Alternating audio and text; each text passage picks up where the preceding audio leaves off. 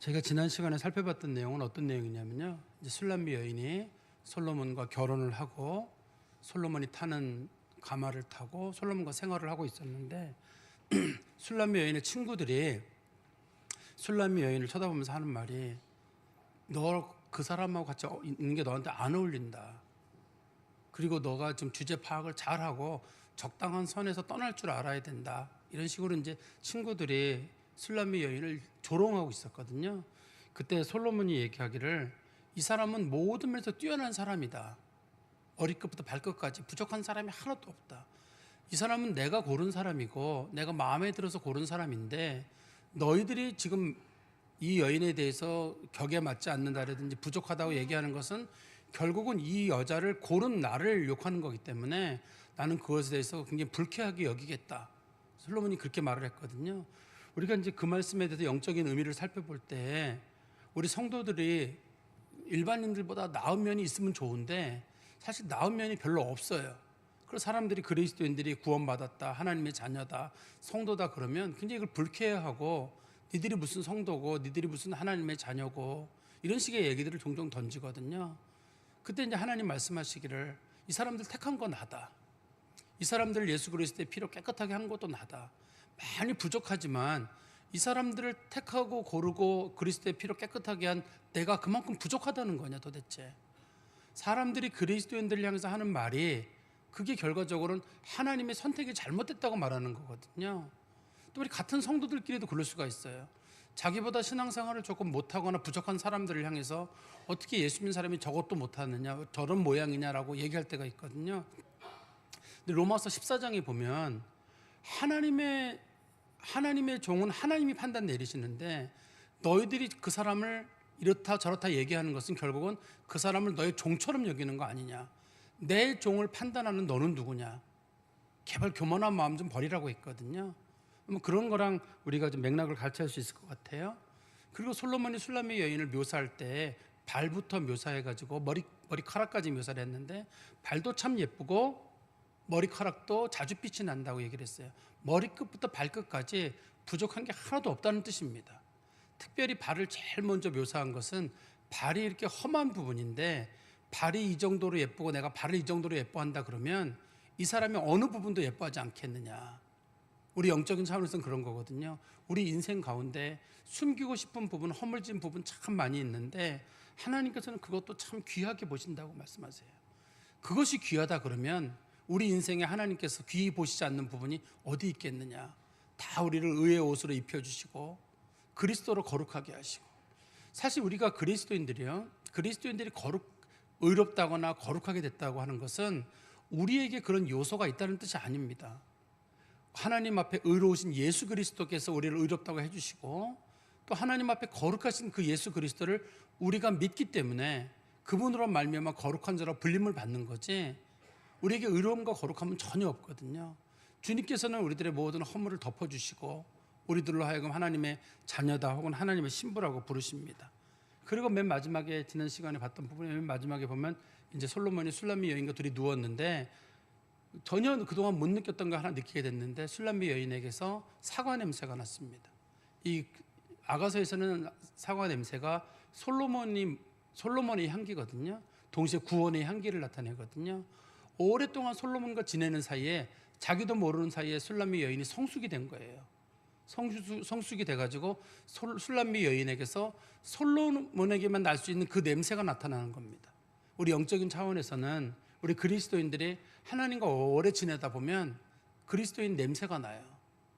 그리스도의 냄새는 크게 두 가지로 저는 지난 시간에 말씀을 드렸었는데 하나는 사랑하는 마음이에요. 하나님을 진심으로 사랑하는 마음이 하나고 이웃을 사랑하는 마음이 하나고 그다음에 두 번째는 거룩함이에요. 세상 사람들과는 다른 모습의 삶을 살아가는데 그냥 보면 비슷한 것 같아요.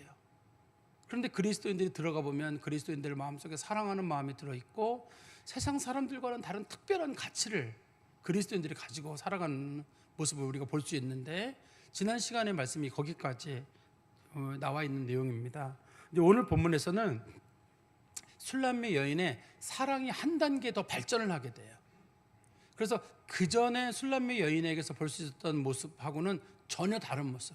우리가 성경을 봐가지고는 특히 아가서의 특징이 이게 설명을 해주면 아는 것 같고 나가면 또 모르고 그러잖아요. 그래도 여러분들 성경을 꼼꼼히 보다 보면 조금씩 변해가는 모습을 보여요. 이렇게 성경적인 묘사 중에. 그래서 술람미 여인이 정말 다른 모습으로 변해가게 됩니다. 그전에는 자기 중심이었거든요. 자기 중심이었어요. 모든 걸 다 자기 중심으로 봤었는데 이제는 자기 중심이 아니라 솔로몬 중심으로 세상을 바라보게 되고, 그 다음에 과거에는 솔로몬과 자기의 사랑에 대해서도 가지고 있는 관점이 솔로몬이 하는 만큼 나도 너에게 해주겠다, 그런 거였는데 이제는 그런 걸 버리게 되고 다른 모습을 갖게 돼요.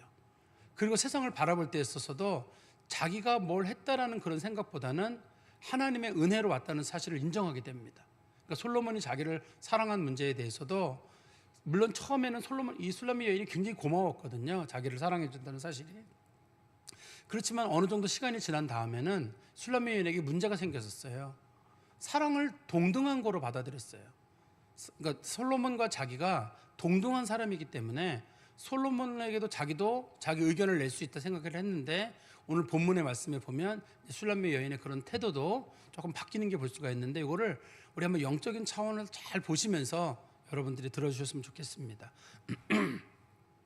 7장 10절 말씀입니다. 나는 내 사랑하는 자에게 속하였도다. 그가 나를 사모하는구나. 그러니까 다시 보세요. 나는 내 사랑하는 자에게 속하였도다. 그가 나를 사모하는구나. 이 그가 나를 사모한다는 말을 어떻게 해석하느냐에 따라서 이 문장이 달라지는데요.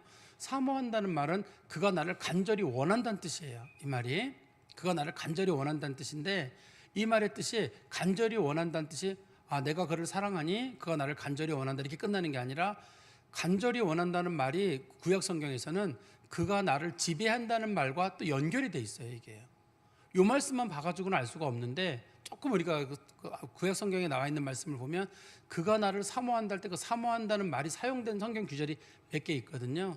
그 말씀을 보면 그가 나를 사모한다는 말이 그가 나를 다스리기를 원한다 하는 말로 이 말씀이 이렇게 이해가 될 수 있습니다. 우리가 그 아가서를 한번 보세요. 아가서 2장 16절 말씀 한번 보세요. 아가서 2장 16절에 보시면 내 사랑하는 자는 내게 속하였고 나는 그에게 속하였도다, 이런 표현이 있죠. 내 사랑하는 자는 내게 속하였고 나는 그에게 속하였도다. 이 중심이 누구냐면 내가 중심이에요. 내 사랑하는 자는 내게 속했고 또 나도 그에게 속했다. 그러니까 중심이 나기 때문에 나를 중심으로 바라봐서 솔로몬은 내 거야. 솔로몬은 내 거고 나는 솔로몬이 내 거기 때문에 솔로몬이 나에게 하는 만큼 나도 솔로몬에게 해줄 거야, 이런 뜻이에요. 네가 나한테 주는 만큼 나도 너에게 해주겠다. 기브 앤 테이크의 마음이긴 한데 주는 만큼 하겠다, 이런 뜻이거든요. 근데 6장 13절에 보세요. 6장 13절에서 이게 조금 바뀌게 됐는데요. 6장 13절에 보시면 6장 3절입니다. 6장 3절에 보시면 나는 내 사랑하는 자에게 속하였고 내 사랑하는 자는 내게 속하였으며, 주어가 바뀐 게 보이세요? 앞에서는 내 사랑하는 자가 내게 속했는데 여기서는 나는 내 사랑하는 자에게 속하고 또 내 사랑하는 자는 내게 속했다. 주어가 바뀌었죠. 앞에서는 내가 중심이 돼 있었는데 여기서는 솔로몬이 중심이 돼 있거든요.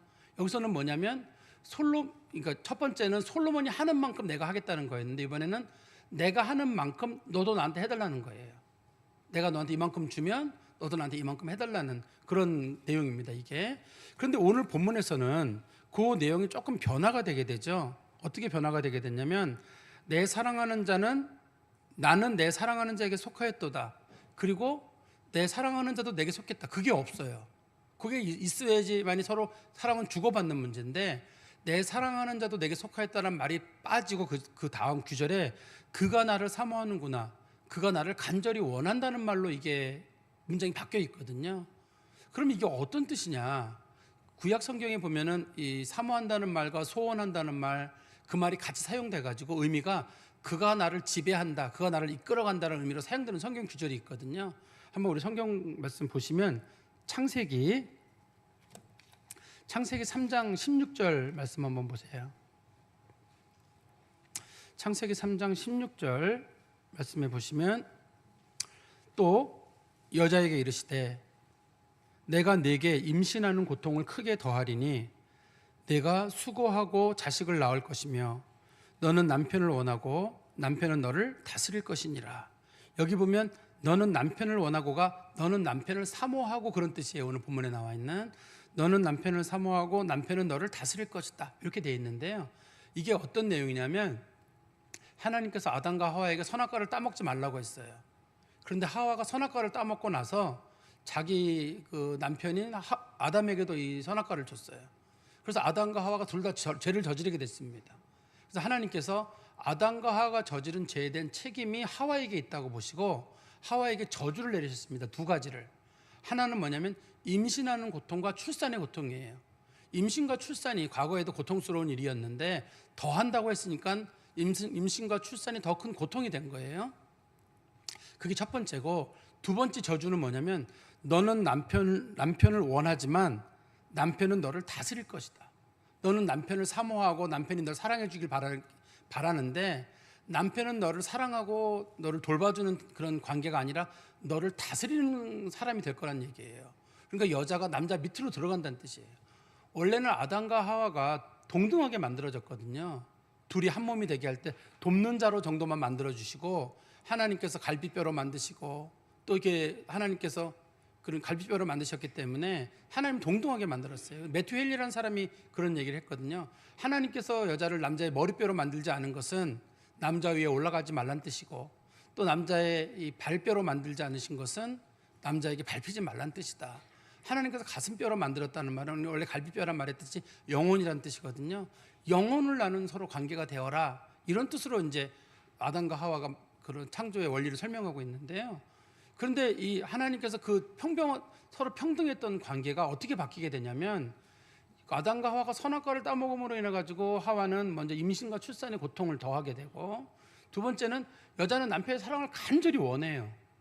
그런데 남편이 여자를 사랑하는 사람으로 생각하지 않고 남편을 자기가 이렇게 지배하고 다스리는 대상으로 생각한 거예요. 여성의 권리가 상대적으로 많이 박탈된 거죠. 이게 죄의 결과라는 거예요, 이게요.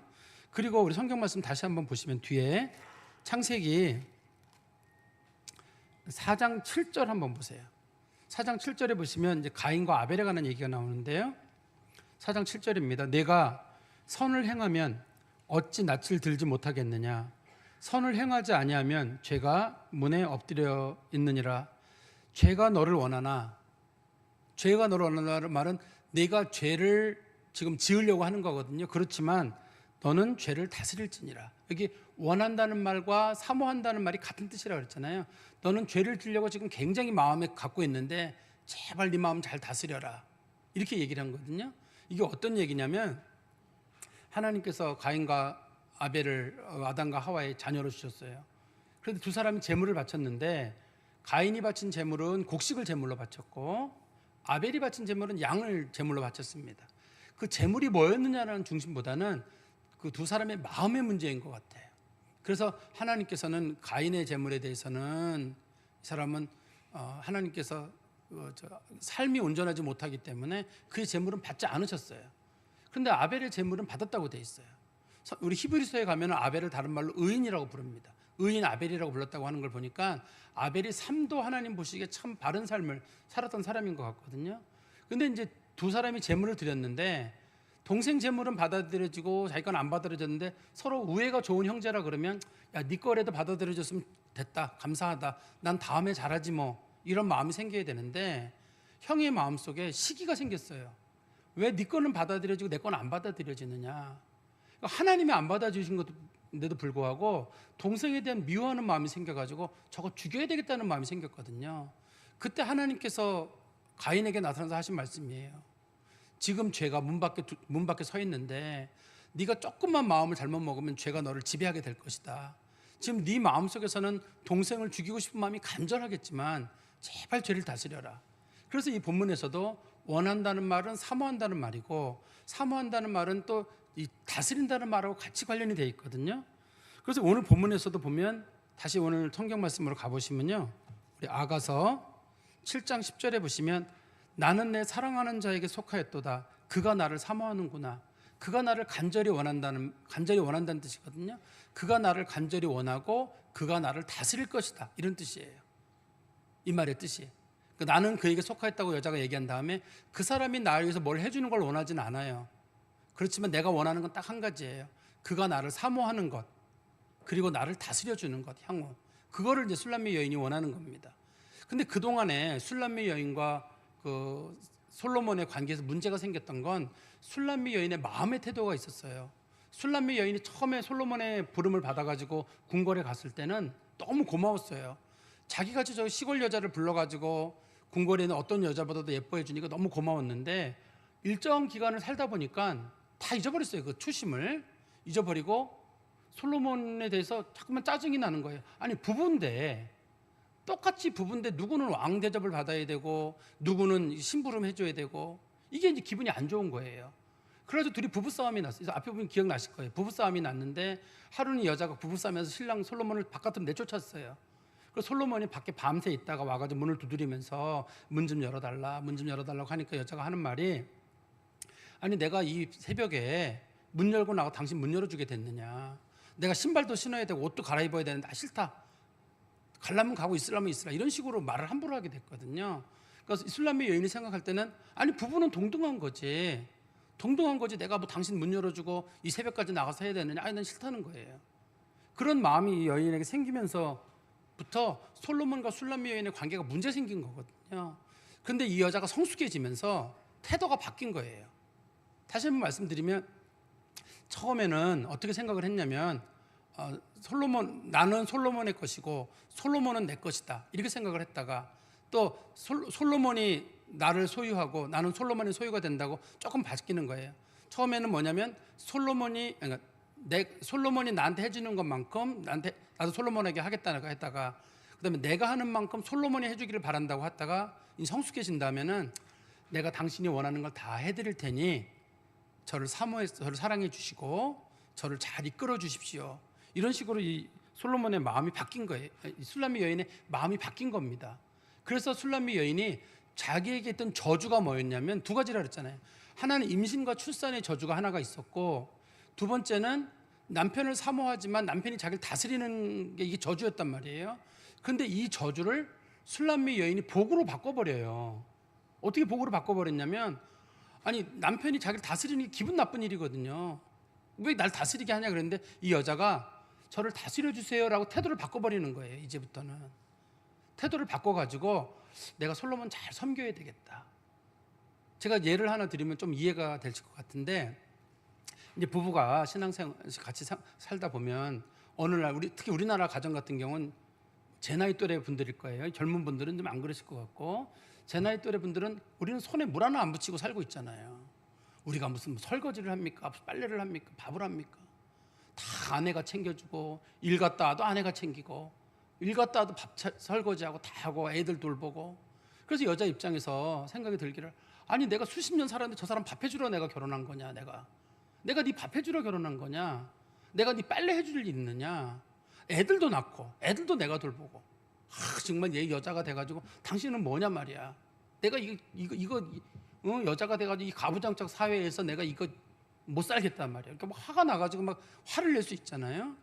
그런데 어느 날 생각을 곰곰이 하다 보니까 저 남자를 내가 안 돌보면 누가 돌보지? 어쨌든 내 남편인데 좀 부족한데 어디 가서 굶고 돌아다니는 것보다는 밥 차려주는 게 좋고, 옷 후줄근 하나 입고 다니는 것보다는 좀 다린 옷 입고 다니는 게 좋고, 내 자식들도 내가 밥 차려주는 거 어느 날 그게 큰 부담이다가 그래도 내 새끼들 내가 낳는데 내가 먹이고 내가 입히고 그것도 행복이지, 이렇게 마음을 딱 바꿔 먹으면 인생의 방향이 달라지는 거거든요.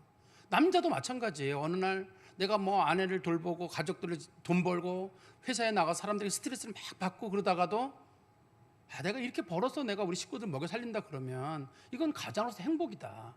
이게 내가 나가서 어디 가서 식구들 잘 때 혼자 나가서 돈 벌고 뼈빠지게 일하고 사람들에게 핀잔 받아가면서 내가 이렇게 일하고 스트레스 받고 뭐 이렇게 하는 게 스트레스로 받아들였다가 내가 내 가족들, 내가 어차피 내 식구, 사랑하는 사람들, 내가 이 사람 먹여 살리는 게 내 인생의 즐거움이라 그러면 마음이 달라지게 되면 그 다음서부터는 부부관계가 굉장히 원만해질 거예요. 서로 고마운 마음을 갖게 되고 서로가 서로에 대해서 소중한 마음을 갖게 될 거거든요. 지금 술람미 여인이 그동안 처음에는 솔로몬의 그러니까 솔로몬의 사랑이라는 게 중요했어요. 네가 나를 사랑해 주는 거 내가 그러면 그만큼 하겠다는 거였거든요.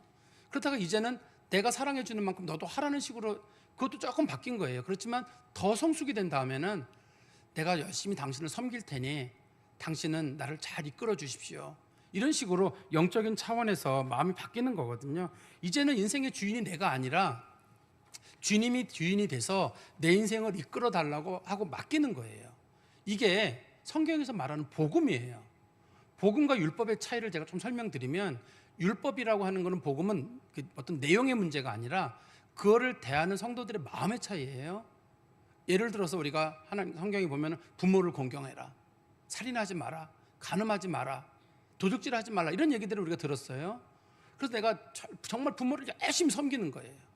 힘들게 섬기고 여러 가지 섬기는 마음을 갖고 있는데, 또 내가 성경에서 살인하지 말라는 말은 단순하게 사람을 죽이는 것뿐만 아니라 사람을 미워하지 않는 것도 거기에 포함되거든요. 도둑질하지 않는 것은 훔치지도 않는 거지만 과한 욕심을 내지 않는 것도 포함됩니다. 그런 것들이, 거짓말하지 않는 것 전체적으로, 탐내지 않는 것 다 포함이 돼서 우리가 율법이라고 부르잖아요, 이런 것들을. 그런데 이게 복음이 되는 건 어떻게 복음이 되냐면, 그리스도께서 나를 사랑하신다는 사실을 알고 내가 하나님의 사랑을 받았다는 걸 다 깨달은 다음에 그 다음서부터 세상을 보는 눈이 달라지게 돼요. 내가 부모한테 받은 거에 비하면 내가 하는 게 아무것도 아니에요. 어떤 날 내가 되게 많이 해주는 것 같잖아요. 근데 그렇지 않아요. 받은 게 너무 많아요. 너무 측은하고 안쓰럽고, 이걸 좀 더 해드렸으면 좋겠고, 더 해드렸으면 좋겠고. 이거는 복음이에요.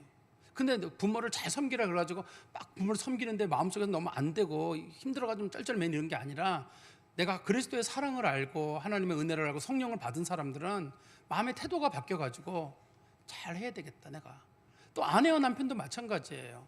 과거에는 내 남편이 이렇게 얕잡아 보이고 막 짜증이 나고 맨날 밥만 먹고 목소리만 내고 아무것도 안 하고 그런다고 했는데, 어느 날 내가 예수 믿고 성령을 받고 난 다음에는 측은한 마음이 생기고, 어떻든 그 사람과 이번 인생을 같이 가는 거 아니에요. 하나님께서 우리 인생 딱 한 번 사는 인생에 이 사람하고 가도록 준 인생 아니에요. 그래서 내가 이 사람을 행복하게 하면 우리 인생이 행복해지는 거고, 우리가 서로 다투면 우리 인생이 이번에 망가지는 거잖아요. 그러니까 이 사랑을 소중하게 지키기 위해서 더 잘해주고 잘 섬기고, 아내도 그렇고 남자도 마찬가지죠. 저 사람이 남의 집 귀한 딸로 자라가지고 나랑 결혼을 해서 사는데, 누구는 좋은 사람 만나서 행복하게 사는데 누구는 나 같은 사람 만나가지고 인생이 엉망이 되게 할 수는 없는 거 아니에요. 그러니 그 사람에게 더 잘해주고, 짜증낼 때는 그래 힘들었나 보다 하고 이렇게 끌어안아가는 거, 그게 이제 성경에서 말하는 복음이에요. 내가 복음을 받고 마음이 변화가 되게 되면 세상이 다르게 보이는 거예요. 억지로 하는 게 아니라 내 마음속에서 섬김의 도가 생기는 거예요. 하나님을 섬기는 것도 마찬가지입니다. 하나님을 섬기는 일에 있어서도 하나님 섬기는 일이 참 힘들고 짜증나고 교회 봉사 같은 것도 힘드는데, 어느 날 내가 가만히 앉아 생각해 보면 내가 주님께 뭐 할 게 없을까? 그냥 받은 게 참 많이 있는데 내가 뭐 한 게 없을까? 또 그동안은 내가 뭔가를 많이 누리려고 해왔는데 어느 날 내가 이 받은 것들을 이웃이나 어려운 사람 나눌 수 없을까?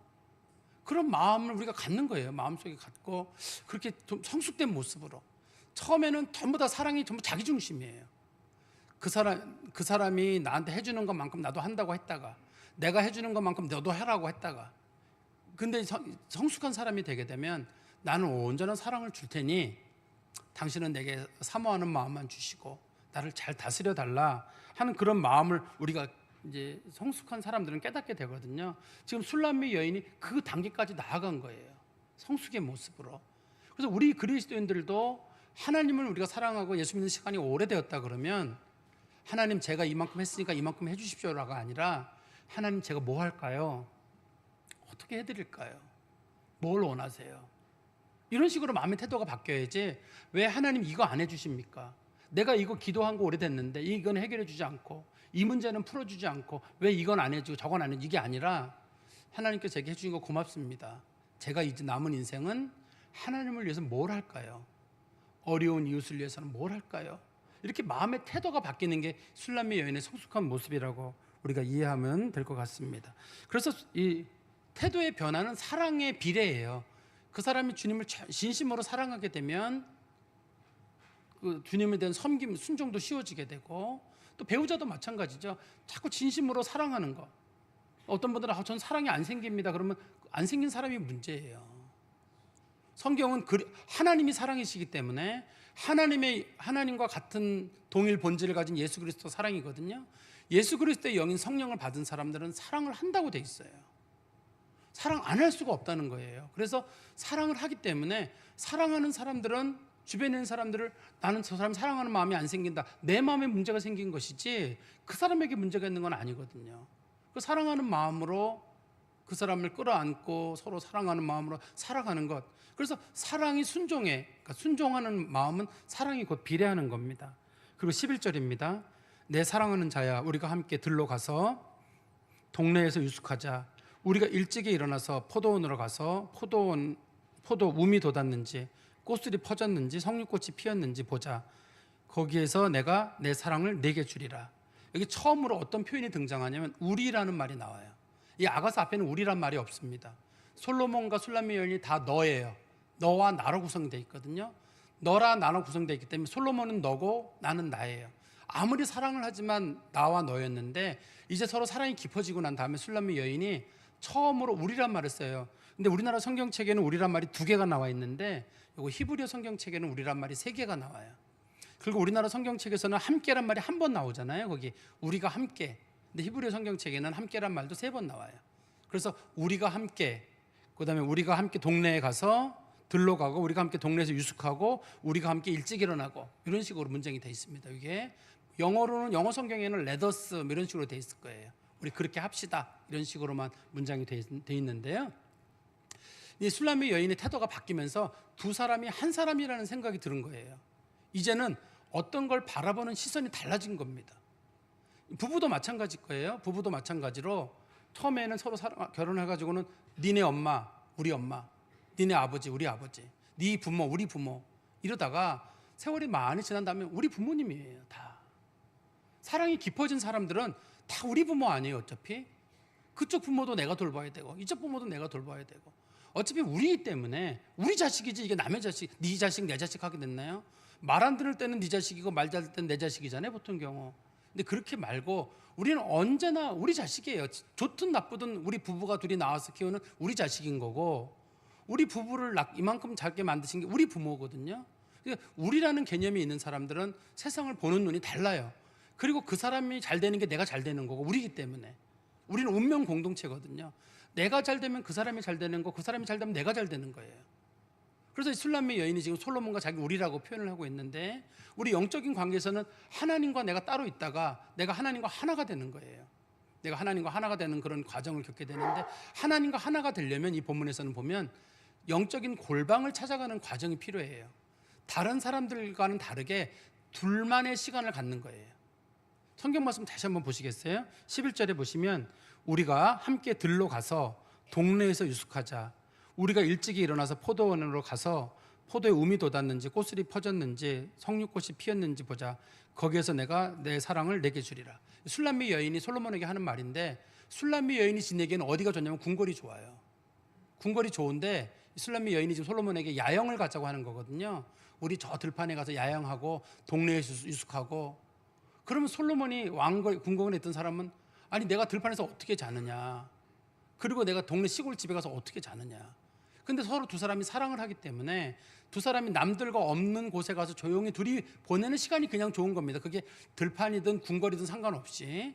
그러면서 그 길을 지나는 사이에 뭘 보게 되냐면 우미 돋았는지, 그 다음에 꽃술이 퍼졌는지, 꽃이 피었는지, 그동안 우리들의 관계가 얼만큼 자라왔는지, 자신들의 두 사람의 과거를 보는 거예요. 두 사람이 궁궐에서 나가서 들판으로 갈 때는 걸어서 나가서 한참 둘만 길을 가는 거잖아요. 사람들이 간다 그러면 말도 타고 가고 수레도 타고 가는데 두 사람이 가려면 이 길을 걸어가야 되거든요.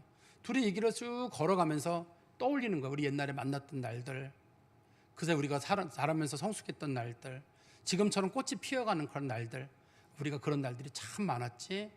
이렇게 영적으로 자기 자신을 돌아보는 시간이 있어야 되는데 이게 영적인 골방이에요. 이 영적인 골방은 장소 개념이 아니라 사람들과는 약간 거리를 두고 하나님과 관계를 갖는 시간이기 때문에 특별히 이 성도들에게는 꼭 필요한 시간입니다. 그래서 그 자리에 앉아가지고 하나님 앞에 자기 자신을 살펴보는 거예요.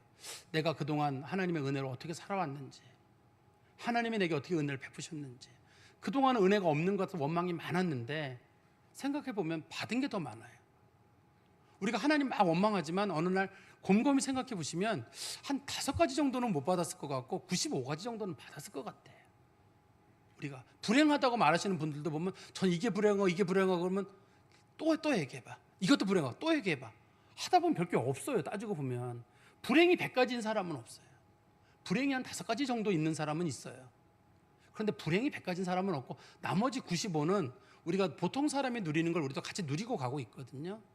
근데 술람미 여인이 이 영적인 성숙 단계를 지나가면서 그 솔로몬과 특별한 개인적인 시간을 가지면서 은혜를 깨닫게 되는 거예요. 그리고 맨 마지막 13절입니다. 합 한 채가 향기를 뿜어내고 우리의 문 앞에는 여러 가지 귀한 열매가 새것 묵은 것으로 마련되었구나. 내가 내 사랑하는 자 너를 위하여 쌓아둔 것이로다. 이 둘이 가는 길에 술람미 여인이 솔로몬이 준비한 음식들입니다. 이게. 근데 2가지는 음식이고 1가지는 음식이 아니라 합환채라고 성경에 언급된 거예요. 이 합환채는 어디 나오냐면 창세기 30장에 나오는데요. 그 야곱에게 부인이 4명이 있었잖아요. 실제 부인이 2명이고 첩이 2이 있었는데 레아는 남편에게 사랑은 크게 못 받았지만 자식이 여럿이 있었어요. 근데 라헬은 자식은 사랑은 받았는데 자식이 특별히 없었어요. 그런데 하루는 이게 레아가 자신감 있는 게 뭐냐면 아기 잘 낳는 게 자기 자랑이에요.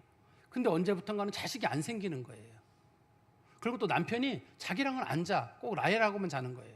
근데 하루는 우연히 자기 아들 루벤이 들판에 나갔다가 합한채라고 하는데 이게 합한채가 어떤 뿌리가 달린 그런 좀 식물이거든요. 위에는 토마토가 노란색 토마토 같은 게 열리고 먹을 수 있는 음식입니다. 이게. 근데 요거 합한채가 일종의 그 부부 관계를 증진시키는 최음제 같은 거예요. 이게 옛날 사람들이 최음제여 가지고 이것을 먹으면 사람들이 약간 흥분되는 뭐 그런 성분이 있나 봐요, 여기에요. 근데 그거를 루벤이 주워가지고 자기 엄마를 갖다 줬어요. 그때만 엄마가 이걸 가지고 레아가 이걸 라헬에게 가져가니까 레아가 그거 나한테 팔아라. 못 판다 그랬더니만 내가 내 남편 하루 빌려줄 테니까 그럼 하루 그걸 팔아라. 그래가지고 레아가 남편 이제 그날 남편이 그 야곱이 일하고 돌아올 때 야곱에게 오늘은 라헬 방으로 가지 말고 내 방으로 와라. 그랬더니만 왜 그러냐 라헬 방으로 간다 그랬더니만 오늘은 내가 합한채 주고 너 샀다. 그래가지고 이제 자고 나서 그때 이제 아들을 낳게 되거든요. 납달린가 뭐 누군가를 아마 낳게 될 거예요. 그런 아들을 낳게 되는 내용이 성경에 기록되어 있거든요. 이제 그런 것처럼 이 합한채라는 것이 부부관계 증진에 상당히 도움이 돼가지고 옛날 사람들이 큰 관심을 가지고 있었던 것 같아요. 그래서 이 술람미 여인이 부부관계에 도움이 되는 합한채를 하나 준비하고 두 번째는 과일을 준비했는데 과일이 2종류라고 그랬는데 새것이란 말은 이제 막 딴 싱싱한 과일이에요. 그리고 묵은 거라는 거는 말린 과일들이에요. 싱싱한 과일들은 먹고 끝나는데 묵은 과일들은 오랫동안 두고 먹을 수 있는 거잖아요. 그걸 준비해 놓은 거예요. 그러니까 솔로몬과 관계 증진을 위해서 이 사람이 상당히 노력을 하는 겁니다. 옛날에는 이 여자는 솔로몬이 주는 것만 받아 먹었어요. 솔로몬이 뭐 주지 않느냐, 솔로몬이 뭐 보석 주지 않느냐, 다 솔로몬에게 달라고만 했는데 이제부터는 내가 솔로몬과 관계를 많은 걸 합한채도 준비하고 그다음에 과일도 준비하고 말린 것도 준비하고 다 자기가 준비하는 거예요. 자기가 성숙되고 변화가 되니까 내가 이만큼의 수고를 해야 되겠다는 생각을 가진 거예요. 우리도 왜 그런 경우 있잖아요. 어떤 분들이 결혼했다. 결혼하면 끝이 아니라 결혼하고도 그 결혼 관계를 잘 유지하려면 서로 수고하는 마음이 있어야 되거든요. 서로의 배려하는 마음이 있고 남자도 있고 여자도 배려하는 마음이 있어야 되는데요. 이 영적인 차원에서는 우리가 이렇게 이해할 수 있을 거예요. 그동안 이 술람미 여인은 주로 뭘 달라고만 해왔었거든요. 근데 이제는 자기가 줄 수 있는 것처럼 우리 그리스도인들도 신앙의 그 낮은 단계에서는 하나님 앞에 맨날 달라고만 그래요. 하나님 이거 주세요, 저거 주세요, 저거 주세요. 자꾸만 달라고만 얘기하고 이거 안 주는 경우는 나 교회 안 나옵니다. 나 이거 안 주면 하나님 인정 안 합니다. 하나님 원망하는 게 다반사예요. 그렇지만 자기가 하나님에 대한 사랑을 깊이 깨닫고 난 다음부터는 제가 아까도 처음에부터 말씀드린 대로 하나님 제가 어떻게 섬길까요? 하나님 무엇을 원하십니까? 제 인생의 어떤 부분을 하나님께 드릴까요? 인생의 남은 부분도 우리가 하나님께 드려야 되잖아요. 그동안 받은 은혜가 고마워가지고 하나님 고맙습니다. 고마운 건 좋아요. 그런데 이제 우리는 하나님을 위해서 뭘 해야 되나요 도대체? 하나님을 사랑하는 마음도 있어야 되고 이웃을 사랑하는 마음도 있고 하나님의 눈과 하나님의 마음이 가는 곳에 우리가 가야 되는 거 아니겠어요? 그냥 하나님 고맙습니다. 여기서 끝나면은 어린애 아니에요? 우리가 성숙한 성인이 되면 부모님이 고마우면 부모님께 용돈도 드리고 부모도 모시고 우리가 부모님하고 이렇게 얘기 나누는 그런 시간도 보내잖아요. 그냥 고맙습니다 하고 입 싹 닦아버리지 않잖아요. 자녀들도. 그런 것처럼 이슬람의 여인도 자기가 많이 성숙되면서 솔로몬이 되고 뭘 할 것인가 자기가 다 준비하는 거예요. 서로 관계 증진을 위해서 이 여자의 마음속에 변화와 성숙이 지금 나타난 거거든요. 우리 그리스도인들의 마음속에도 변화와 성숙이 나타나가지고 옛날에 내가 가졌던 그 처음에 내 마음의 그런 상태보다는 훨씬 발전된 모습으로 우리가 변화가 돼야 됩니다. 제가 말씀의 결론을 맺으면 이 술람의 여인은 그동안 어떤 마음의 자세를 가지고 있었냐면 그동안 자기 중심이었어요. 나를 중심으로 솔로몬이 내게 잘해주기를 바랬어요. 처음에는. 그러다가 두 번째는 내가 잘해준 만큼 그 사람도 내게 잘해주기를 바랬어요. 그런데 아주 성숙한 모습으로 관계가 오래된 다음에는 내가 당신께 드릴 테니 당신이 알아서 내 인생을 이끌어 주십시오. 이렇게 바뀌어버렸습니다. 그저 당신이 나를 소중히 여겨주고 나를 이끌어주는 것만으로 만족합니다. 이렇게 마음의 자세가 바뀌었어요. 이 여인이. 그러니까 그동안은 우리 영적인 차원에서 보면 하나님과의 관계 속에서 우리가 하나님 앞에 뭔가를 많이 받으려고만 했는데 이제는 하나님 앞에 무엇을 드릴 것인가라는 그런 문제를 우리가 고민하게 되거든요. 우리들의 신앙의 모습의 자체가 이제는 하나님, 제 인생을 하나님께서 이끌어 주십시오라고 맡기는 게 진짜 신앙인입니다. 이게 처음에는 내가 하나님께 하나님 헌신할 테니까 내 인생 나머지는 하나님 이끌어 주십시오. 이거 주시고 이거 주시고가 아니에요. 높여주시면 높여주는 대로 감사고 낮춰주시면 낮추는 대로 뜻이 있고 살리면 살리는 대로 뜻이 있고 죽이면 죽이는 대로 뜻이 있고 주시면 주시는 대로 거두시면 거두시는 대로 그분에게 모든 걸 맡기는 겁니다. 사모한다는 말이 그런 뜻이거든요. 그분께 모든 걸 맡기는 거예요. 인생의 문제에 대해서. 전 이게 신앙이라고 생각한다는 거예요. 신앙생활 한다는 사람들은 하나님께 맡기는 게 있어야 될 거 아니에요. 그래야 마음의 평안도 있고 휴식도 있고 안정감도 누리지. 내가 다 기도해 놓고 하나님 믿는다고 해놓고 짐은 내가 여전히 짓고 내 짐, 아내의 짐, 남편의 미래, 우리들의 노후, 자녀들에 관련된 거 다 내가 마음에 지고 이 문제 때문에 쩔쩔매고 하나님께서 수고하고 무거운 짐 내려놔라. 아니 어떻게 내가 미안해서 어떻게 내려놔요. 그냥 계속 가지고 있는 거예요. 내려놓고 내게 맡겨라. 내게 맡기면 내가 해결해 줄 테니까 내게 맡겨라. 근데 하나님 내가 어떻게 맡겨야 돼? 하나님께서 어떻게 받아들이시냐면 그거를 나를 못 믿어서 못 맡기는구나. 그냥 너희들이 기도했고 또 너희들이 내게 소망하는 것이 있으면 내가 알아서 이끌 테니 한번 잘 맡겨봐라. 내가 이끌어 가겠다. 그리고 너희들은 마음 편안하게 먹어라. 그래도 하나님 내가 원하는 방향으로 너희들이 원하는 방향으로 가지 않더라도 내가 최선의 길을 인도해 줄 것이니 한번 맡겨라. 이게 저는 믿음이라고 생각해요. 그래서 내 마음을 다 비우고 나면 심령이 가난한 자가 되면 천국이 보여요. 심령이 가난한 자는 천국이 저희 것임이라는 말이 그런 뜻일 거예요. 내가 내 마음을 다 비우고 하나님께서 하시기를 바라는 마음으로 내 마음을 채우면 그 다음부터 마음이 편안해질 거거든요. 우리가 인생의 방향을 조금 바꿨으면 좋겠어요. 누리고 받고 뭐 그런 것보다는 하나님 내 인생을 하나님 인도할 줄 믿고 한번 맡겨보세요. 이게 진짜 믿음의 모습입니다. 하나님께 맡기는 게 진짜 믿음의 모습이거든요. 그동안 잘 못 해오셨더라도 내가 지려고 하지 마시고 잠깐이라도 하루라도 이틀이라도 한번 하나님께 맡겨보세요. 그러면 하나님이 알아서 하실 것이고 여러분 마음속에 평안이 올 겁니다. 성숙한 성도로 살아가시기를 간절히 소망합니다. 기도하겠습니다. 하나님 아버지, 주님 안에 감사합니다. 우리가 그동안은 내가 주인이 되려고 했고 주님께서 내가 원하시는 방향으로 움직이기를 간절히 바랬사오나 이제는 주님이 주인이 되시고 주님을 주인으로 인정하기에 내 인생은 하나님께서 이끄시는 대로 어디로 가든지 다 맡길 마음을 갖게 하여 주시옵소서.